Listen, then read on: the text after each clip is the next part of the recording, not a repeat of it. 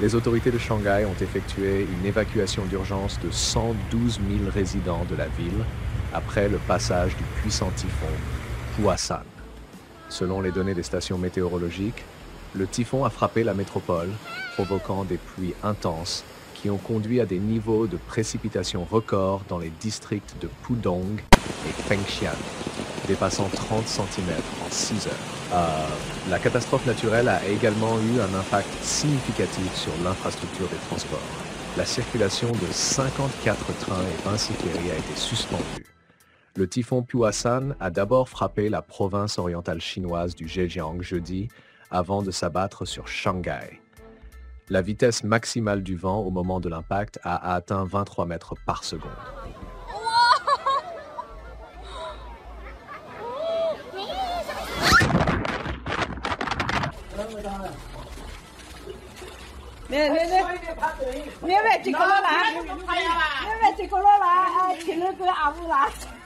Il convient de noter qu'au début de cette semaine, Shanghai avait déjà subi les effets du typhon Bebinca, qui est devenu le plus puissant des 75 dernières années. Le principal impact a été ressenti dans la ville de Shanghai, qui compte 30 millions d'habitants. Bebinca s'est formé à la fin de la semaine dernière à l'est des îles du sud du Japon et s'est dirigé vers l'ouest, frappant la ville chinoise de Shanghai. C'était le typhon le plus puissant que la ville ait affronté au cours des 75 dernières années. La vitesse du vent a atteint 150 km à l'heure, ce qui équivaut à un ouragan de catégorie 1 sur l'échelle de Saffir-Simpson. Les typhons ont généralement tendance à toucher terre au sud de la ville. Avant cela, Shanghai avait connu des catastrophes similaires seulement 2 fois, en 1949 et en 2022.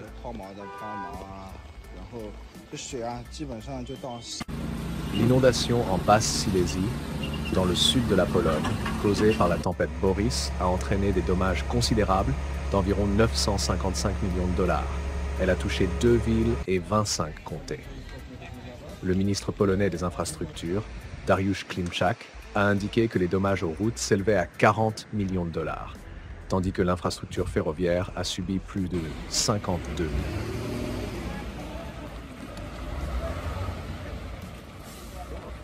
Les pertes les plus importantes concernent l'infrastructure hydraulique. Les réservoirs, les barrages et d'autres ouvrages hydrauliques ont été endommagés. Le chef de cabinet du Premier ministre polonais, Jan Grabiec, a noté que 739 localités se trouvaient dans la zone sinistrée, abritant plus de 2 300 000 personnes.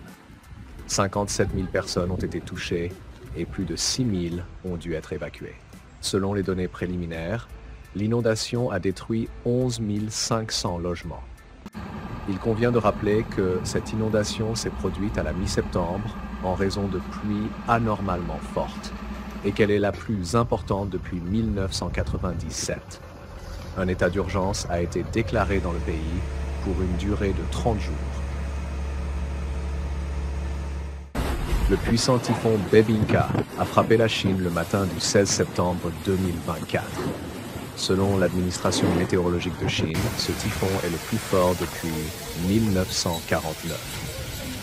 Shanghai, grande ville de l'Est de la Chine avec une population de plus de 24 millions de personnes, a subi les plus gros dégâts. Le typhon Bebinca a traversé la mer de Chine orientale en passant par les îles Amami du Japon.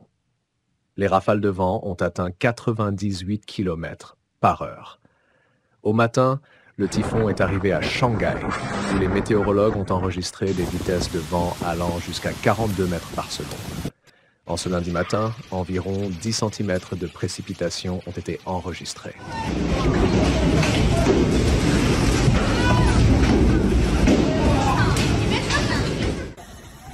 Dès le dimanche, Shanghai avait déjà commencé à se préparer pour le typhon imminent.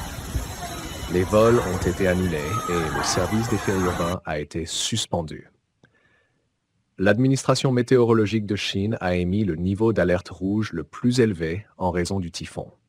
La tempête a abattu des arbres et détruit des panneaux publicitaires. Des vidéos des conséquences du typhon circulent sur les réseaux sociaux, montrant de nombreux poteaux électriques tombés et des façades de bâtiments arrachées.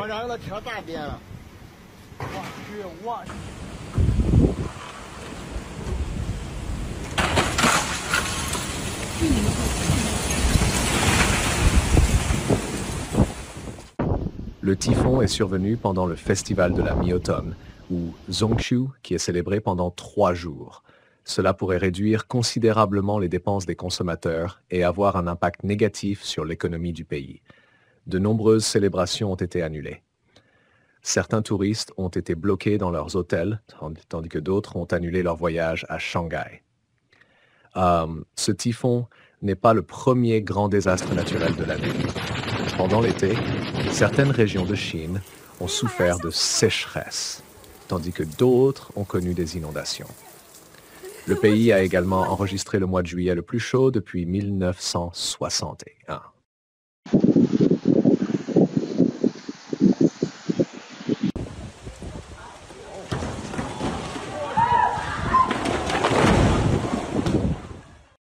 Les services météorologiques chinois ont également averti qu'un autre typhon se forme sur le site d'origine de Bebinca et pourrait frapper Shanghai et les régions environnantes à la fin de cette semaine. Aucun rapport sur des victimes humaines ou des blessés dus au typhon n'a été fait jusqu'à présent. Plus de 400 000 résidents ont été évacués de leur foyer. Habituellement, le bebinca est un dessert traditionnel de Goa, en Inde, composé d'un gâteau en couches. La recette de ce gâteau a été apportée pour la première fois dans le pays par une missionnaire portugaise nommée Bebiana. La Chine n'est pas le seul endroit touché par des intempéries. La semaine dernière, le sud-est asiatique a été frappé par le typhon destructeur Yagi. Il a été rapporté que le nombre de victimes a dépassé les 200 personnes. De fortes pluies ont touché le Vietnam, le Laos, la Thaïlande et le Myanmar. Des glissements de terrain et des inondations ont été enregistrés dans ces pays. Chaque année, à cette période, le sud-est asiatique subit de fortes pluies de mousson, mais le changement climatique entraîne des précipitations plus intenses. Cela affecte également la formation des typhons, qui commencent à se former plus près des côtes et deviennent de plus en plus forts, rapides et persistent plus longtemps sur la terre ferme. La veille, le cyclone Boris s'est abattu sur la Moldavie, provoquant des inondations massives dans plusieurs régions du pays. Les zones centrales et méridionales ont été particulièrement touchées. Des torrents d'eau ont inondé les champs et les habitations, causant d'importants dégâts aux terres agricoles. Des dizaines de villages se sont retrouvés sans électricité, aggravant encore la situation, et Chisinau a été pratiquement paralysé. Les rues se sont transformées en rivières, les transports ont été interrompus et de nombreux habitants n'ont pas pu se rendre au travail ou à l'école. Le cyclone a frappé soudainement. Malgré les avertissements des météorologues et l'introduction d'un code orange de vigilance météorologique, l'intensité des pluies a dépassé toutes les attentes. Les habitants s'étaient préparés à de fortes pluies, mais ce qui s'est produit a pris tout le monde par surprise. Dans certaines régions, une quantité de précipitations équivalente à un mois est tombée en seulement quelques heures, entraînant des conséquences catastrophiques.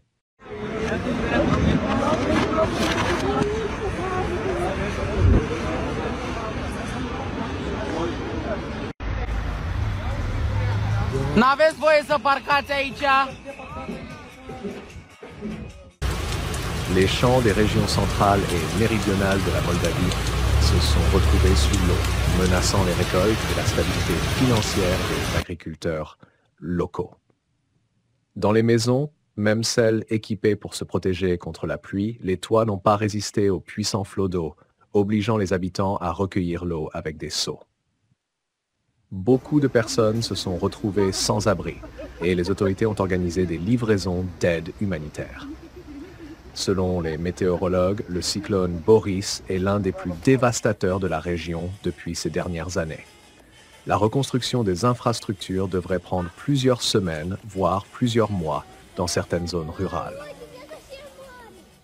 Dans la région du nord de l'Italie, l'Émilie-Romagne, une évacuation de la population est en cours en raison de la tempête Boris, qui a coûté la vie à au moins 24 personnes en Europe centrale et orientale. Les pluies torrentielles qui ont commencé en Émilie-Romagne mercredi après-midi ont entraîné des inondations dans le village de Marzeno à Brisighella. L'eau a afflué en aval, causant des destructions et menaçant la vie des personnes.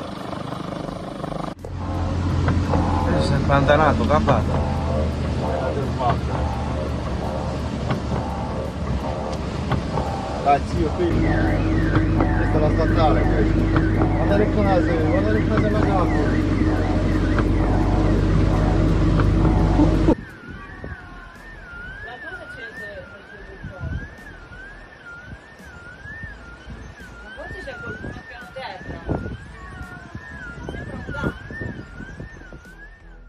La mairie de Brisighella a appelé les habitants des zones touchées à évacuer leurs maisons.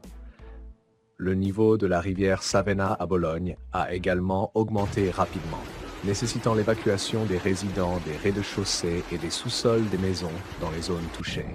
Certaines routes ont été bloquées en raison de glissements de terrain. Une alerte tempête a été émise pour l'Émilie-Romagne et la Marche voisine. Les écoles sont fermées et les gens sont conseillés d'éviter les déplacements et de travailler depuis chez eux. Les services ferroviaires ont été suspendus dans plusieurs provinces. Environ 1000 personnes ont été évacuées en raison des inondations et 2 sont considérées comme disparus. L'hélicoptère qui ci venga a prendere.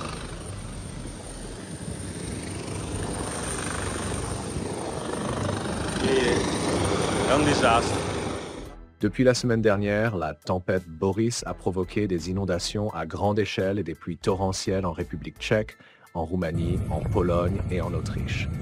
Les scientifiques avertissent que les précipitations extrêmes et les inondations deviennent de plus en plus fréquentes et intenses en raison de la destruction climatique d'origine humaine. Le groupe d'experts intergouvernemental sur l'évolution du climat indique que le réchauffement climatique augmente le risque d'événements météorologiques extrêmes tels que des inondations, des sécheresses et des tempêtes. L'augmentation des températures entraîne une évaporation plus intense de l'humidité, ce qui provoque des pluies plus fortes et des inondations. Une rare et puissante tempête de neige a frappé la province du KwaZulu-Natal en Afrique du Sud, paralysant la région et créant de graves difficultés pour des milliers de personnes. La route numéro 3, l'une des plus importantes du pays, a été complètement bloquée en raison d'une chute de neige exceptionnellement forte. Cela a obligé les voyageurs à chercher des itinéraires alternatifs, notamment entre Morningside et Plaza Tugela, où le mouvement est devenu presque impossible. Même les hélicoptères n'ont pas pu aider dans cette situation. La route numéro 3 est une voie clé pour l'Afrique du Sud, en particulier pour le transport de marchandises vers la ville portuaire de Durban. Les perturbations du transport de fret devraient avoir des conséquences économiques significatives, car des millions de tonnes de marchandises sont retardées. La fermeture soudaine de cette route fréquentée pourrait provoquer de longues files d'attente, les efforts de déneigement pouvant prendre des jours, voire des semaines.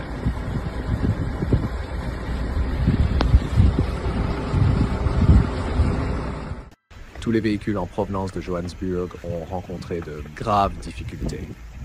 Le ministère des Transports a exprimé sa profonde préoccupation pour de nombreux voyageurs bloqués sur la route, en particulier ceux qui ont été contraints de passer la nuit dans des stations-service le long de l'autoroute enneigée. Les services d'urgence ont rapidement été envoyés pour aider, mais dimanche matin, aucune blessure ni décès n'avait été signalée. La tempête de neige a entraîné la fermeture de 3 postes frontières avec le Lesotho. L'agence de contrôle des frontières a signalé de graves dangers sur les routes, dont beaucoup sont devenus complètement impraticables. Des vidéos sont apparues sur les réseaux sociaux montrant des voitures, des camions et des bus coincés dans de profondes congères. Le service météorologique sud-africain a émis des alertes concernant des conditions dangereuses dans la région, notant que la tempête de neige pourrait entraîner la mort de bétail et des dommages aux cultures. Les cols de montagne dans plusieurs zones sont complètement fermés. Dans de nombreuses communautés rurales, l'accès aux services essentiels a été interrompu et les résidents se sont retrouvés isolés alors que la neige continue de tomber, rendant certaines zones inaccessibles. Bien qu'aucun décès n'ait été signalé, la forte chute de neige a eu un impact sérieux sur toute la province. Les écoles et les entreprises ont été contraintes de fermer et les services publics ont rencontré des difficultés avec l'approvisionnement en électricité. Le poids de la neige sur les lignes électriques a causé des coupures dans plusieurs régions, laissant de nombreux résidents sans électricité pendant plusieurs heures. Dans la région portugaise d'Aveiro, située au sud-ouest du pays, la mort de 2 personnes à la suite des incendies de forêt a été confirmée. Selon l'Autorité nationale de protection civile et d'urgence du Portugal, une personne est décédée des suites de brûlures dans la municipalité de Severo do Vuga, tandis qu'une autre est morte d'une crise cardiaque dans la municipalité d'Albergaria Velha. Il a été révélé par la suite que la seconde victime était un citoyen brésilien de 29 ans, employé d'une entreprise forestière, qui est décédé alors qu'il tentait de réparer du matériel en pleine conflagration.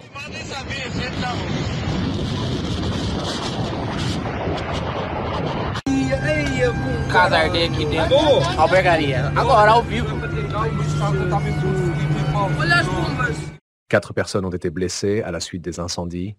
3 d'entre elles sont hospitalisées à Aveiro, tandis que la 4e a été transférée à l'hôpital universitaire de Coimbra. Pour lutter contre l'incendie qui s'est déclaré dans la région d'Aveiro, le Portugal a mobilisé 1200 pompiers, 391 unités d'équipement et 12 hélicoptères. De plus, à la demande du gouvernement portugais, l'Union européenne a immédiatement envoyé 8 avions pour les opérations de lutte contre les incendies.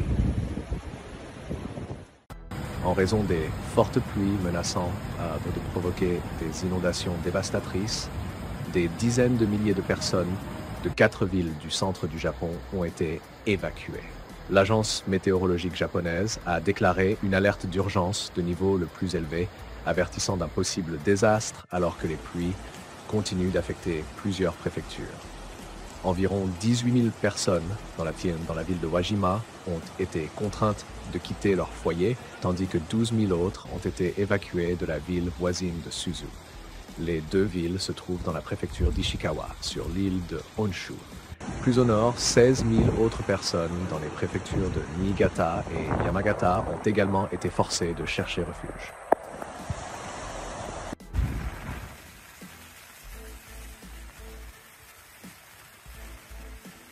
La situation devient de plus en plus grave. 12 rivières ont débordé, inondant des villes et des villages. À Wajima, des rues entières sont sous l'eau et les autorités locales ont confirmé que 3 rivières dans la préfecture d'Ishikawa se sont déversées, provoquant de graves conséquences dans les zones environnantes. Les services de secours travaillent activement pour minimiser les dommages et prévenir d'autres destructions. Selon l'Agence de gestion des incendies et des catastrophes, au moins une maison a été détruite par un glissement de terrain, mais l'ampleur exacte des dégâts reste inconnue.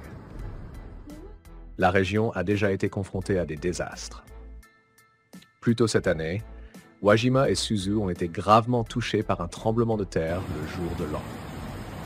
Le tremblement de terre d'une magnitude de 7,5 a causé la mort d'au moins 236 personnes, détruit des bâtiments et des infrastructures, provoqué des incendies et laissé des traces de destruction encore visibles. Les efforts de rétablissement se poursuivent, mais maintenant les habitants se retrouvent à nouveau face aux forces de la nature. Au cours des dernières années, le Japon a fréquemment été confronté à des phénomènes météorologiques extrêmes, y compris des fortes pluies provoquant des inondations mortelles et des glissements de terrain. Les paysages affaiblis, combinés à des pluies torrentielles, créent des conditions propices au désastre, et de nombreuses communautés tentent de faire face à des menaces récurrentes. Ces événements rares deviennent de plus en plus fréquents, obligeant le pays à s'adapter à un climat changeant.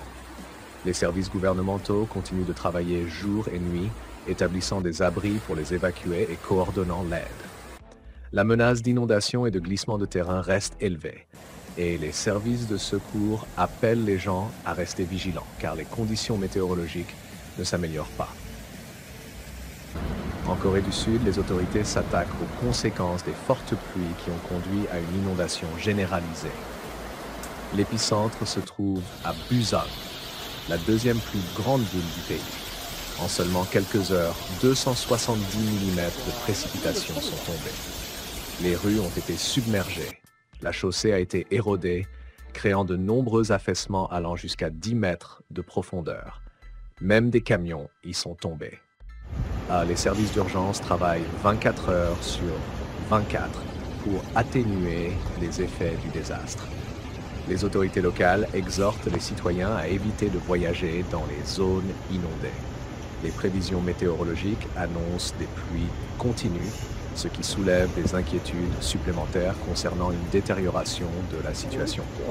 Les experts avertissent des risques possibles de glissement de terrain et appellent à la prudence. La restauration des infrastructures pourrait prendre des semaines et dans certaines zones même des mois.